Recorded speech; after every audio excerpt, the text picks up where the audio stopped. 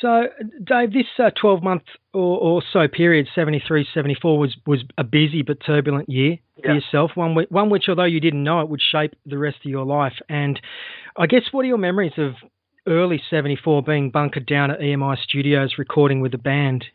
Oh, that was an experience. I've never even been inside a recording studio First before. time, right? First time. Life, And I was just so excited. I got the 380 bus from Bondi.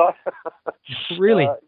Down into the city, because that's where EMI Studios were at the time. And I was just so excited. I couldn't believe it. And I also knew I'd be there with, with Harry Vander and George Young. I'd met George once before, but I hadn't met Harry Vander.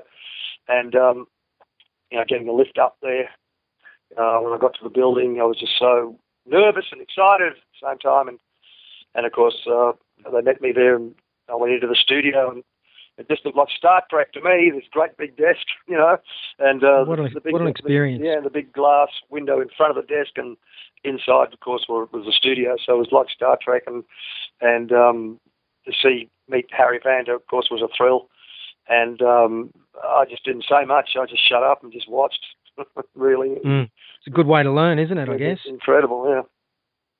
So as is documented, Larry played bass, and George would record his bass parts later, and Colin Burgess was on drums. So tracks like Rock and Roll Singer, Soul Stripper, Sunset Strip, which became show business when Bond joined, Fell in Love were recorded with you on vocals. Do you think those tracks will ever see the light of day? I mean, there is immense interest in this band. Why not release them and give the fans what you want, you think? That's not for me to say. I mean, sure. I guess Water's Under the Bridge, that they've had the vocals with Bon Scott on them and that kind of thing, and leave it at that. And obviously, I'd love to hear them myself again, because I haven't got copies of them, and I know there's a lot of interest to hear them.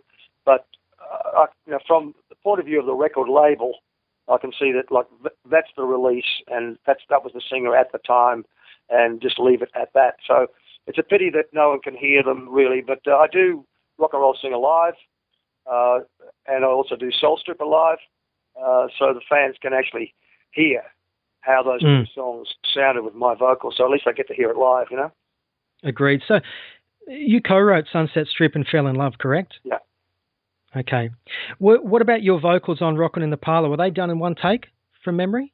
Well, not one take. We sort of went through them, and every now and again, George would say, look, you put a little inflection on this line here and maybe a little inflection there, you know what I mean?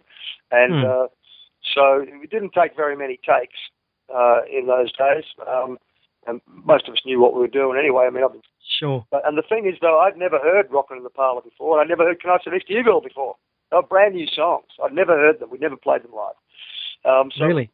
So really, I just listened while the music was put down, and then Malcolm and George, they just sang it to me, Met this girl for the first time, sir, and just sang the melody to me, and I just went, okay, cool.